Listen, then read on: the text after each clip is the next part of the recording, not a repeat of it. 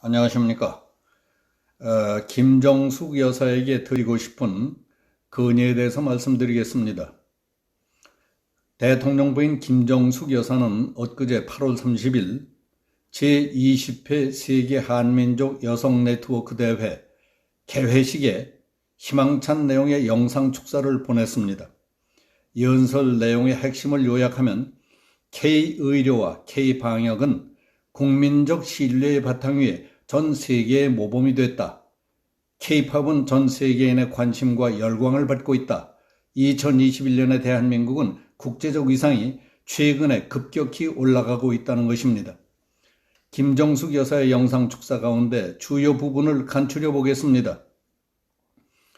세계 한민족 여성 네트워크 회원 여러분이 애써주신 덕분에 2021년의 한국은 국제적 위상이 급격히 높아지고 있습니다. K자를 붙인 말에서 우리는 대한민국 국민이라는 자부심을 느낍니다. 팬데믹 극복 과정에서 K-의료와 K-방역은 전 세계의 모범이 되었습니다. 한국이 독창적으로 개발한 드라이브 스루 선별진료소를 비롯해서 정부의 실시간 방역 데이터 인프라에 기반한 공적 마스크 잔여량 안내 서비스, 잔여 백신 실시간 예약 서비스 등에서 대한민국 IT 기술 경쟁력은 빛을 발했고 투명한 정보 공개로 국민의 신뢰를 얻었습니다. K-팝, 영화, 드라마 등 다양한 콘텐츠가 전 세계인을 열광시키면서 우리 한국어를 배우고자 하는 열기가 뜨겁습니다. 한국어를 제2외국어로 선정한 나라도 16개국으로 확대되었습니다. 지난 7월 2일 대한민국은 UN 회원국 만장일치로 명실상부한 선진국임을 인정받았습니다. 개발도상국가에서 선진국으로 지위가 변경된 나라는 한국이 처음입니다. 이처럼 역경 속에서도 언제나 희망의 역사를 써온 우리 국민들은 이제 선열들이 꿈꾸던 대한민국, 누구도 넘보지 못하는 강한 나라를 이루어가고 있습니다. 선진국 반열에 들어선 대한민국에 국제사회가 기대하는 역할도 커가고 있습니다. 코로나19, 기후변화, 차별과 폭력으로부터의 위협 등 전 세계인이 직면한 위기 속에서 대한민국은 모범적 방역 체계를 구축했고 탄소 중립을 실천하며 인권을 증진하는 국가로 나아가고 있다고 자랑스럽게 말했습니다. 대통령 부인의 입장에서 한민족 여성 네트워크 회원들을 대상으로 하는 말이라고 생각한다면 이해할 수 있고 흠잡을 데 없다고 봅니다.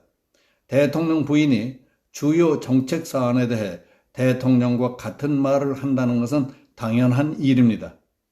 문 대통령은 코로나 방역과 관련해 K-방역이 세계의 모범 국가다. 한국의 국제적 위상이 높아졌다. 탄소 중립을 실천하고 인권을 존중하는 국가로 인정받는다 하는 얘기는 귀가 닳도록 들어봤습니다. 그런 말이 나오면 사람들이 또 그 소리 하는군 하며 아예 듣지도 않습니다. K-방역이 우리가 세계의 모범 국가라고 하면 요즘 젊은 아이들은 비웃습니다. 마스크 잔여량 안내 서비스라든가 남아있는 백신 실시간 예약 서비스 IT 기술이 빛을 발하고 있는 것이 아닙니다. 정부가 오판하고 늑장 부리다가 물량 확보를 못해서 부득이 전산 관리라도 하는 것 아닙니까?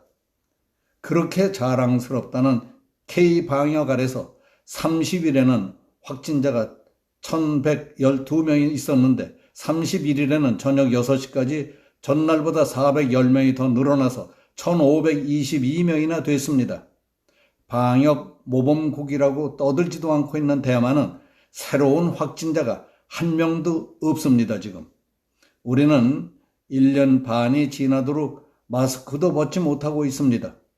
결혼식과 장례식에도 못 가고 성묘도 가족 모임도 못합니다. 저녁 9시만 되면 식당의 문을 닫습니다. 자영업자들은 매일 줄도산, 폐업, 자살 소식이 들립니다. 서울 도심, 광화문, 시청 앞 등은 무슨 날만 되면 경찰 버스로 장벽을 치고 경찰 수만 명이 막아서서 다니기도 어렵게 만듭니다. 그래서 사람들은 병리학적인 필요에 의한 방역이 아니라 정치적 필요에 의한 정치 방역이라고 합니다. 대통령 부인은 이처럼 정치성 짙은데 끼어들어 말을 거들지 않는 것이 좋습니다. 탄소 중립을 실천하겠다고요? 탄소 중립화란 온실가스 없애기입니다. 탄소 중립화를 위해서는 온실가스를 뿜어내는 석탄 화력 발전부터 없애고 대신 원자력 발전소를 늘리는 것이 최선의 방법입니다. 원자력 발전을 없애면서 화력 발전을 어떻게 줄입니까? 앞뒤 안 맞는 얘기 아닙니까? 우리나라의 2018년 온실가스 배출량이 7억 2,800만 톤이었습니다. 그걸 2050년까지 100% 없애고 제로로 만들겠다는 것이 탄소 중립화입니다. 우리는 지금 말로는 큰 소리를 쳐놓고 방안도 찾지 못하고 있습니다. 우리가 인권을 존중하는 국가로 인정을 받는다고요? 유엔에서 북한의 인권 결의안을 표결할 때 기권한 국가라는 것이 유엔의 기록으로 남아 있습니다. 그뿐만이 아닙니다. 2019년 11월 귀순해온 북한 어민 2명을 북측으로 강제 송환해서 말상이 된 일도 있었습니다. 미국 의회 내 초당적인 기구인 톰 렌터스 인권위원회는 지난 4월 북한 김여정의 말 한마디로 만든 대북 전단 금지법 등 한국의 인권 상황과 관련한 청문회를 열었습니다.